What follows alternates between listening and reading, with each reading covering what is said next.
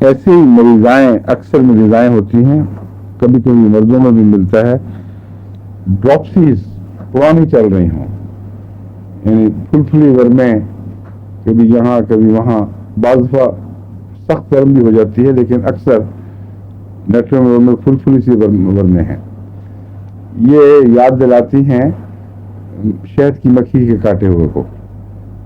اس لیے شہد کی مکھی کے کاٹے میں نیٹرل علاج کے طور پر بہت افیکٹو ہے. میں اس کو استعمال کیا کرتا تھا آسٹرک لیڈم اور نیٹرل 200 میں ملا کے، تو چند منٹ کے اندر وہ سارا واد اثر دور ہو جاتا ہے اس کا. لیکن اسپیسیفک جو اس کی دوا ہے وہ کاربولک ایسڈ ہے.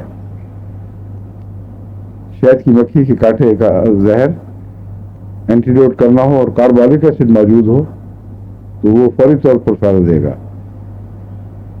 پرانے زمانے میں ہند و پاکستان میں کاربولک ایسڈ صابن کا بڑا استعمال ہوتا تھا، اور وہ سرخ سے رنگ کا ہلکی سی بو والا صابن ہوتا تھا، تو ڈاکٹروں کے ہسپتالوں میں تو ضرور نظر آتا تھا وہ.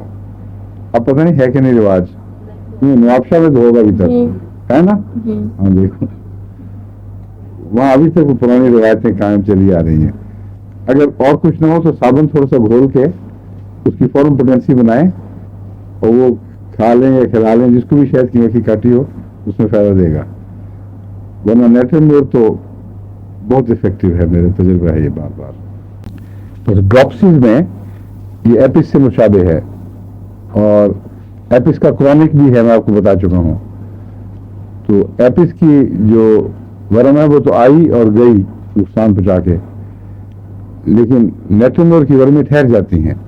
اس لیے اس کو کرونک اس لیے کرونک کہا جاتا ہے. کرونک کا مطلب ہے کسی ایسی دوا کے اثرات جو نسبتاً عارضی فائدہ پہنچائے اور ختم ہو جائیں، اگر کسی اور دوا میں انہی علامتوں میں ملتے ہوں اور مرض کو زیادہ آگے تک فائدہ دے سکیں مریض کو، اس کو کرونک کہتے ہیں. تو نیٹرل ڈراپسیز میں جن میں پانی اور ریٹینشن اور ورمیں پیدا ہو جاتی ہیں ان میں مفید ہے.